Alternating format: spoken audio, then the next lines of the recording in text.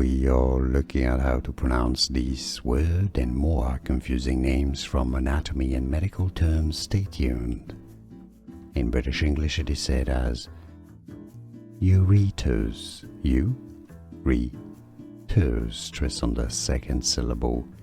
In American English, however, it's usually pronounced as ureters. We are looking at how to pronounce these weird and more confusing names from anatomy and medical terms. Stay tuned.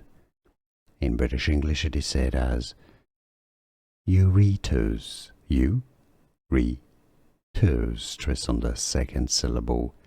In American English, however, it's usually pronounced as ureters. Here are more videos on how to pronounce more confusing words and names too many mispronounced. Like this video if you found it useful. I appreciate your support. I'll see you soon and thanks for watching.